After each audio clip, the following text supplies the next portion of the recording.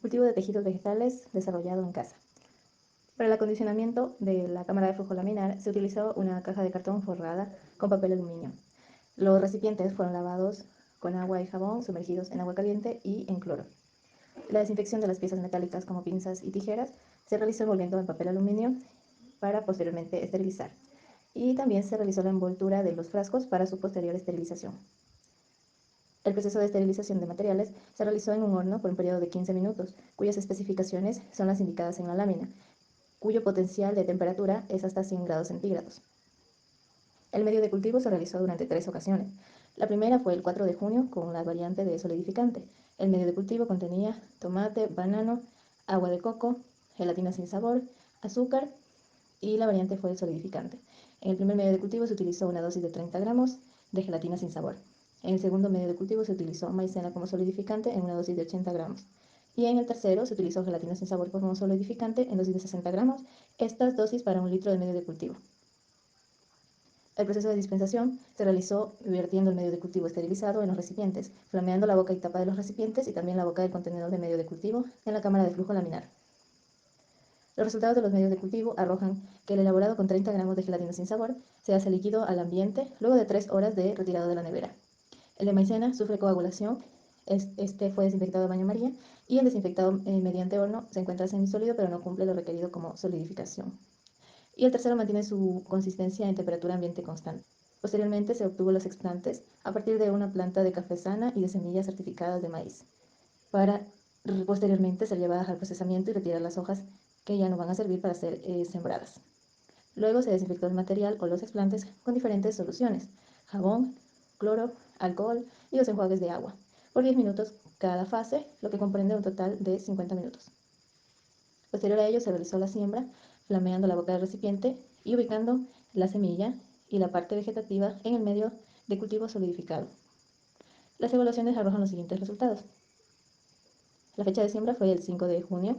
El primer resultado fue el 7 de junio, en el que se observó, tanto en semillas de maíz como en partes vegetativas de café, que el medio de cultivo se encontraba lleno de burbujas y tenía elevación.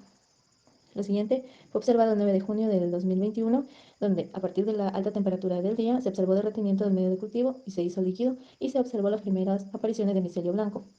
La tercera observación fue el 11 de junio del 2021. Se observó que el medio de cultivo contaba con la presencia de micelio blanco mucho más abundante y que las semillas y los explantes sufrieron inmersión a partir de las altas temperaturas. Y el último resultado más destacado es el del 20 de junio de 2021, donde los medios de cultivos cambiaron de coloración, color rojizo, los medios de cultivos esterilizados en horno, y un color amarillo un poco más intenso, los esterilizados en baño María. Cultivo de tejidos vegetales en casa. Para realizar esta práctica, en la presente lámina se muestran los materiales a usar. Considerar que antes de realizar cualquier actividad se debe lavarse las manos. Posterior a ello, esterilizar todos los materiales a usar. A continuación se muestran los ingredientes para la elaboración de un medio de cultivo casero.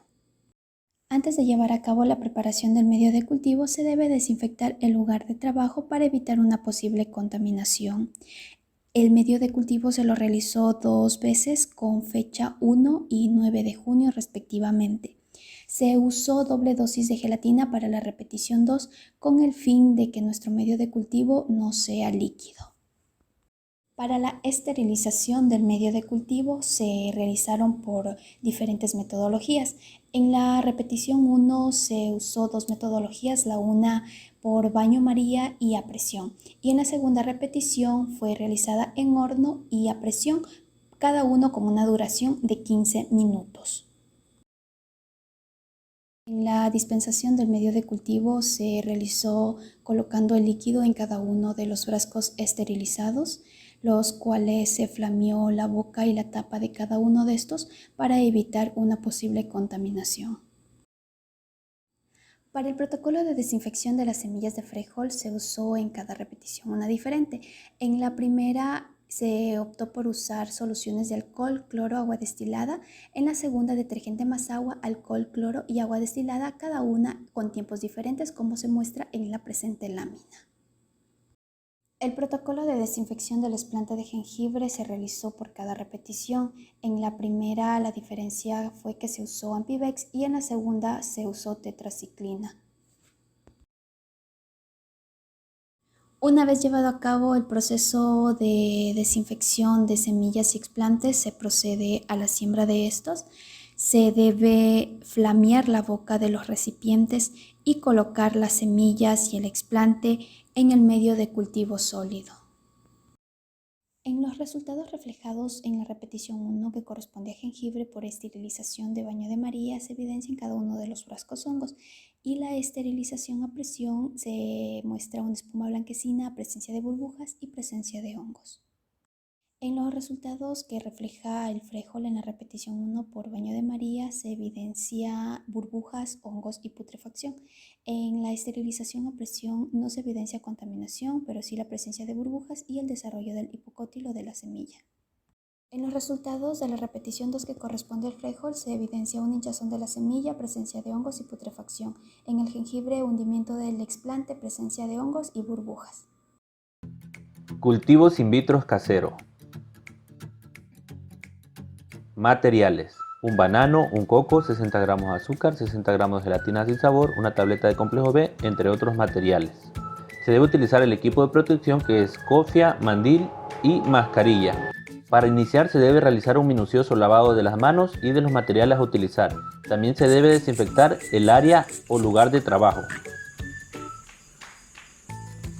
En el primer intento para lograr cultivos in vitro se utilizó los siguientes materiales para el medio de cultivo: 200 gramos de banano, 30 gramos de gelatina sin sabor, complejo B, 36 gramos de azúcar, 200 mililitros de agua de coco y medio diente de ajo. Se realizaron dos métodos de esterilización para los medios de cultivo, uno mediante baño María y otro por medio de la olla a presión. Hubo una pequeña cámara de aislamiento donde los medios de cultivo fueron vertidos dentro de sus envases.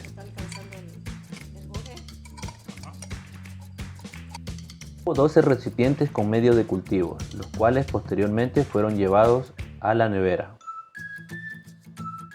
Después de ser retirados de la nevera, los medios de cultivo tuvieron que ser descartados por no mantener las propiedades físicas, ya que se volvieron líquidos. Por tanto, se prosiguió al segundo intento. Para el segundo medio de cultivo se consideró una cantidad de 60 gramos de gelatina sin sabor para mejorar las propiedades físicas del medio y que éste se mantenga sólida a temperaturas ambiente. Se repitió nuevamente los pasos anteriores y se dio paso a la desinfección de los explantes por medio del amonio cuaternario y del hipoclorito de sodio. Los explantes de rosas se fueron preparados y desinfectados. Luego se procedió a la siembra de las semillas de tomate y a la siembra de los explantes de rosas. Pues los resultados presentaron evidente presencia de hongos y no hubo desarrollo por parte de los explantes.